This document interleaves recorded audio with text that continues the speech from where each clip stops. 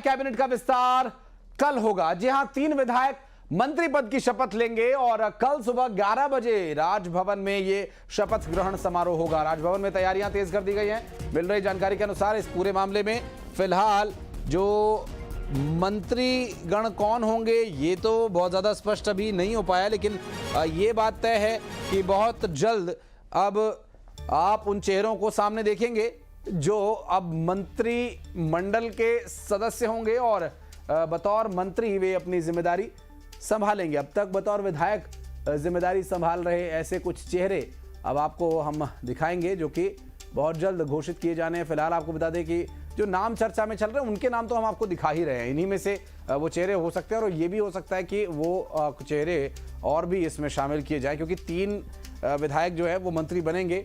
इन 5 चेहरों में से 6 चेहरों में से कोई एक हो या 2 हो या तीनों इन्हीं चेहरों में से हो, या फिर ये भी हो सकता है कि कोई अलग चेहरे इसमें शामिल किए जाए, क्योंकि बार बार कयास ये लगाए जा रहे हैं कि हैरान कर देने वाला निर्णय होगा और लोग हैरान भी रह सकते हैं यदि जब उन्हें पता चलेगा कि 3 नए मंत्री अच्छा ये नाम है।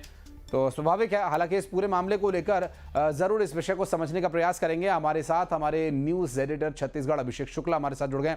अभिषेक, चूंकि ये जो मंत्रिमंडल विस्तार की खबर है बहुत लंबे समय से बार बार उठती है, फिर दब जाती है, फिर उठती है, अब इस बार फाइनल माना जाए कि 3 मंत्री शामिल होंगे ही?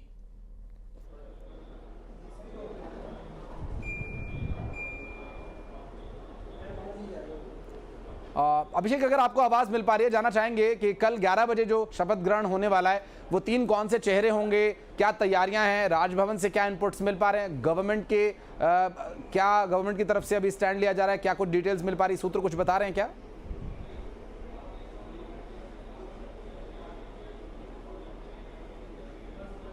लगता है अभिषेक तक आवाज नहीं पहुंच पा रही है। हम एक बार फिर से प्रयास करेंगे उनसे बात करने का। और चूंकि इस वक्त बारिश का समय, देखिए बहुत तेज़ बारिश हो रही है और बारिश के बीच इस तरह से संपर्क साधना काफ़ी मुश्किल हो जाता है, लेकिन एक बार फिर से प्रयास करेंगे आप तक जानकारी पहुंचाने के लिए।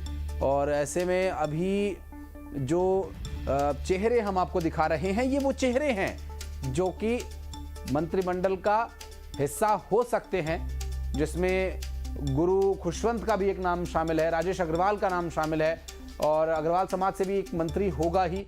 इसका भी जिक्र हम कुछ देर पहले हमारे छत्तीसगढ़ न्यूज़ एडिटर अभिषेक शुक्ल से कर रहे थे और अभिषेक ने बताया कि अग्रवाल समाज से भी एक चेहरा हो सकता है, जबकि गजेंद्र यादव का भी इसमें नाम चर्चा में है, जो कि दुर्ग से विधायक भी हैं और इनकी राजनीति का जो 1999 से 2004 के बीच पहला अनुभव था।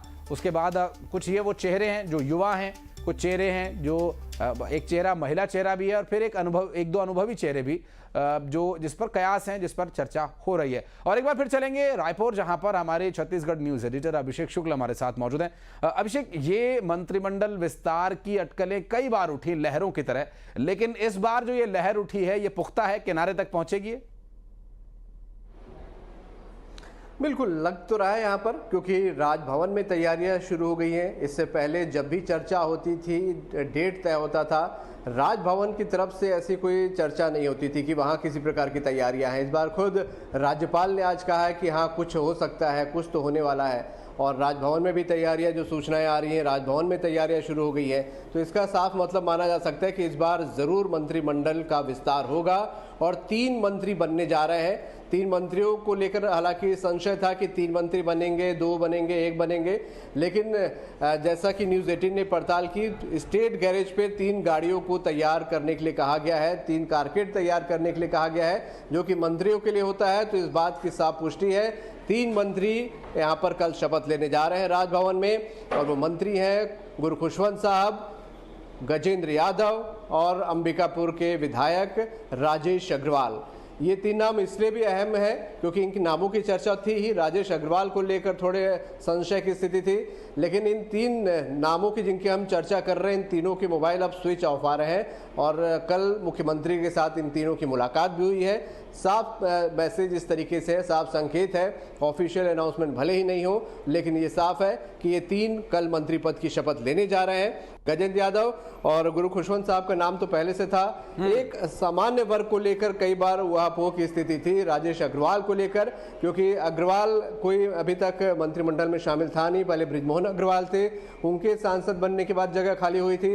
फिर अमर अग्रवाल का नाम सामने आ रहा था जो कि वरिष्ठ विधायक है, लेकिन अब राजेश अग्रवाल जो कि जिन्होंने पहली बार विधायकी जीती है और टीएस सिंहदेव डिप्टी सीएम जो कांग्रेस के थे उनको उन्होंने हराया है, तो ये इस बात का इनाम शायद उनको यहाँ पर मिलने जा रहा होगा। और अग्रवाल एक रखना था मंत्रिमंडल में, किसी को जगह देनी थी उस समाज का ध्यान रखते हुए, इसलिए माना जा रहा है कि राजेश अग्रवाल की एंट्री यहाँ पर हो गई है और 3 नाम लॉक हो गए हैं। परसों मुख्यमंत्री विदेश यात्रा पर रवाना होंगे, उससे पहले कल यहाँ पर मंत्रिमंडल का विस्तार तय है और ये 3 मंत्री जो कि न्यूज 18 ने बताया है, ये तीनों मंत्री कल शपथ लेने यहाँ पर जा रहे हैं। ठीक है, और इसके संबंध में आगे डिटेल लेने के लिए हम आपसे संपर्क करते रहेंगे। बहुत बहुत शुक्रिया अभिषेक आपका इस पूरे मामले पर जानकारी देने के लिए। बढ़ते हैं आगे और अब एक और बड़ी खबर, साय कैबिनेट की एक अहम बैठक आज होने जा रही है और नया रायपुर के महानदी भवन मंत्रालय में यह बैठक हो रही है। पुलिस कमिश्नर प्रणाली पर कैबिनेट में मुहर लग सकती है और समर्थन मूल्य पर धान खरीदी पर भी फैसला हो सकता है। साथ ही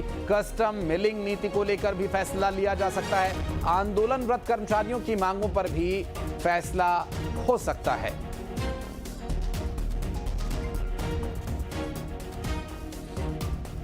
पुलिस कमिश्नर प्रणाली लागू किए जाने के संबंध में भी इस बैठक में फैसला लिया जा सकता है। बात करेंगे क्या निर्णय लिए जा सकते हैं और कब तक ये बैठक चलने वाली है। अभिषेक हमारे सहयोगी, माफ कीजिएगा आकाश हमारे सहयोगी इस वक्त हमारे साथ जुड़े। आकाश, क्या डिटेल्स मिल पा रही हैं? अभी जो कैबिनेट की बैठक चल रही है, कब तक ये बैठक संपन्न होगी? क्या कुछ विषय चर्चा के लिए इसमें लिए गए हैं?